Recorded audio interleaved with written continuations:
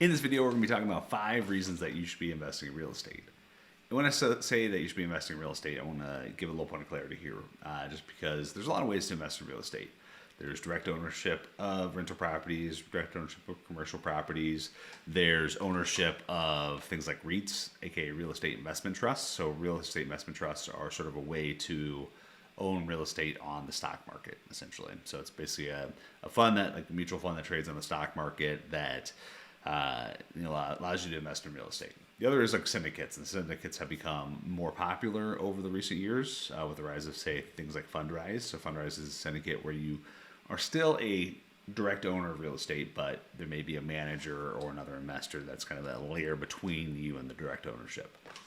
So when I talk about real estate investing, for these 5 reasons that you should be investing in real estate, I'm referring to direct ownership of, say, a rental property, a duplex, single family home, or anything like that. So direct ownership of it. So the main and primary reason that you should be investing in real estate is for cash flow. So cash flow is one of the main incentives around real estate, and there's a couple of reasons for that. One, cash flow provides, obviously the ability to pay down a mortgage. So if you have a renter paying down your mortgage, it allows you to, relatively safely, put in air quotes because there's never a really safe leverage, but safely leverage your property, and then somebody else is paying down your mortgage, and you're going to be building equity in that property off someone else's dime. So cash flow allows you to do that. But also you get cash flow above and beyond the cost of the rental property, which those above and beyond cash flow can go to subsidize your expenses, subsidize your lifestyle, or more importantly, can go then to reinvest in your wealth. And as an example, say you have excess cash flow from rental property going to pay the down payment of the next rental property. Well, once you buy that second rental property, now you have 2 cash flows going to buy the third. And then for the 4th property, you have 3 cash flows going to buy, so you can buy quicker and quicker and quicker, and that's how you really scale wealth. So cash flow is super important when it comes to building wealth in general, but real estate provides you that and does it. Obviously, is one of the best things out there for providing great cash flow. Another reason to invest in real estate right now is as an inflation hedge. So you may have seen all over the news, near record high inflation, and at least for the call it past 50 years. I can't remember the exact statistic, but inflation right now is at about 7%, which is extremely high. So if you're not aware of what inflation is basically the eating away of your dollar. So if you have $100 in a savings account right now, next year it'll be worth $93. So obviously some sort of hedge against inflation is super important. So one of the best inflation hedges out there, real estate. One, because real estate investments appreciate in value. So they tend to appreciate in value similarly or at the same extent that inflation happens. So it keeps pace with inflation. Also, if the price of things are going up and the cost of living is going up, well, what do landlords do? They increase the price of rent. So if you increase the price of rent, your cash flow is keeping pace with inflation as well. So you're getting more dollars in, even though those dollars are worth less. So again, real estate, especially right now, is a really good inflation hedge.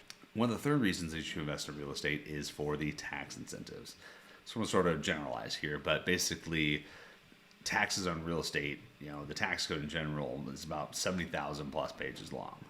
Of that, maybe 5% is written for the average Joe out there, so the normal W-2 employee, etc. The rest is written for as ways to save money for real estate investors, real estate owners, and for businesses. So there's a lot of stuff baked in for people to save money on taxes. One of the prime examples would be depreciation. So for example, you drive your car off the lot, well, that it depreciates in value.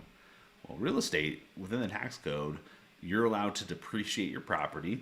Even if your property is not actually decreasing in value, it can actually be going up in value, and yet you can still on paper depreciate it, which means there's a portion of the property each year that you can write off against your taxes. So there's a basically standard, which is 20, you can write that like off over 27 and a half years. And there's other things you can do like cost segregation analysis, etc.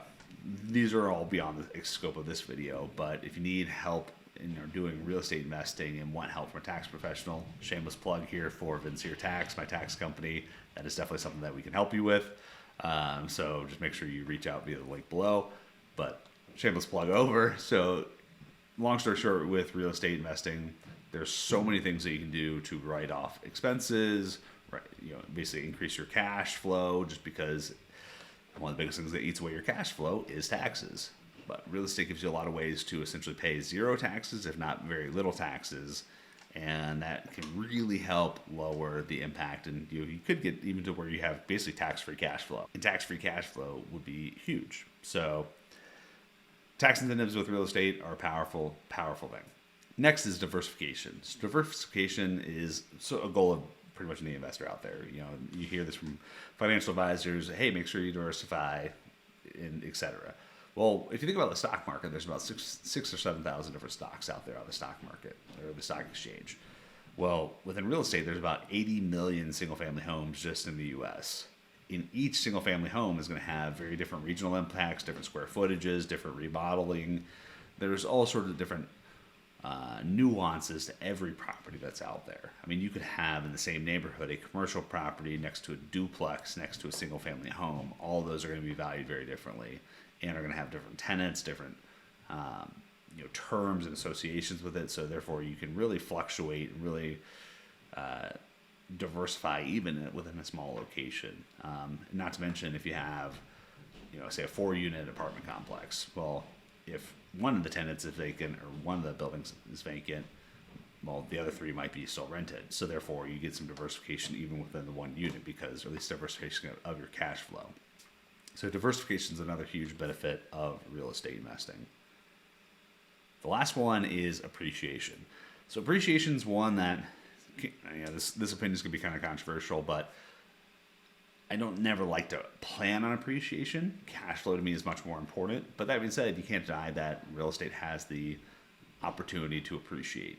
And it is very possible to get into the markets that are appreciating and ride the wave up. The reason I tend to focus more on cash flow is just because appreciation can be very hard to predict, and you may pay a premium to get into a market that is already appreciating. So, for example, like right now, if you see, the Bay Area has appreciated, and now people can't afford the Bay Area, and with remote work, they're trying to get out. And so you're seeing markets that are similar, like Austin, Denver, Portland, Boise, Bozeman, Montana, etc., are now appreciating because the supply-demand factors are changing. So you have a bunch of Californians trying to go to these locations, and now you have more demand chasing less supply, and it's rising home prices. So that's appreciation. So again, it's hard to predict, but there are factors out there like supply and demand, as well as good school districts, reinvestment in the community, etc., that can really help with appreciation. But regardless, it's something that can happen whether you intended to or not. So it just can add returns to your investment above and beyond, say, cash flow or someone paying down your mortgage. So appreciation is definitely a factor within real estate investing. But and I don't say this to discourage anybody from chasing appreciation properties, because they can be very lucrative. It's just one of those things that it is harder to predict, in my opinion. So you want to make sure you really know what you're doing before pursuing, say, a fix and flip, or buying a rental property that is negative cash flow in the hopes that it's going to appreciate really well. So all this to say, basically, these are 5 reasons that real estate investing is a awesome opportunity out there, and it's definitely something that's worth looking into. Hopefully you found this video valuable. If you did, make sure you like and subscribe. Otherwise, we'll see you next time. Cheers.